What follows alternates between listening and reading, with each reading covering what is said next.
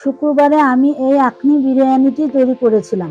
Hello everyone, আসসালামু আলাইকুম। আমি যেভাবে এই বিরিয়ানিটি তৈরি করেছিলাম তারই একটি রেসিপি নিয়ে আপনাদের সামনে হাজির হলাম। তুমি একটি বলে হাড় চর্বি সহ মাংস নিয়ে তাতে 1 বাটি পেঁয়াজ, পরিমাণ মতো লবণ এবং 2 চা চামচ করে আদা বাটা, রসুন বাটা নিয়ে নিয়েছি। তারপর তাতে 1 চামচ করে চীনাবাদাম, কাঠবাদাম এবং কাজু বাদাম দিয়ে দিলাম। এখন তাতে 2 চামচ করে মরিচের গুঁড়া, হলুদ গুঁড়া এবং ধনিয়া গুঁড়া দিয়ে দিলাম।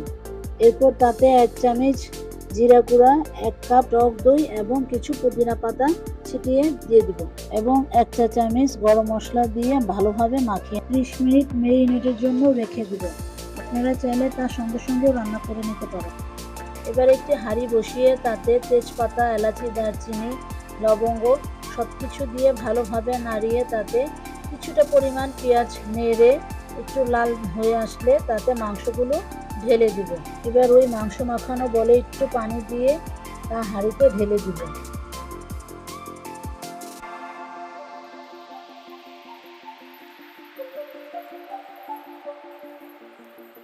এবার মাংসটা কিছুক্ষণ নাড়ানো চাড়ানোর পরে 1 চামচ রাঁধুনি গুঁড়া এবং 1.5 চা চামচ করে আমার হাতের তৈরি এই মশলাটি দিয়ে দিব। আপনারা চাইলে এই মশলার রেসিপিটি কমেন্ট বক্সে পেয়ে যাবেন। আপনারা শুধু এই মাংসের ক্ষেত্রে নয়, যে কোনো মাংস রান্নার ক্ষেত্রে এই মশলাটি ব্যবহার করতে পারেন।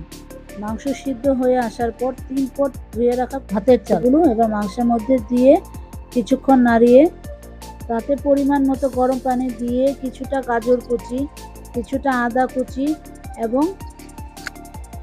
এবং পুদিনা পাতা দিয়ে কিছুক্ষণ নাড়িয়ে চাড়িয়ে তাতে লবণ দিয়ে ঢেকে দিব যেন পুরোপুরিভাবে চালগুলো সিদ্ধ হয়ে আসে। আমি এখানে মাংসগুলোর মাঝে কিছুটা আলু ব্যবহার করেছি।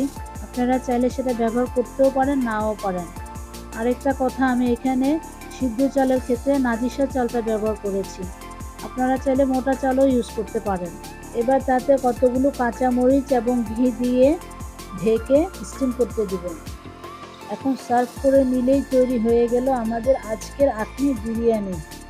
আপনাদের যদি আমার এই রেসিপিটি ভালো লেগে থাকে তাহলে লাইক, কমেন্ট ও শেয়ার করবেন এবং নতুন নতুন রেসিপি পেতে একটি ফলো দিয়ে রাখবেন।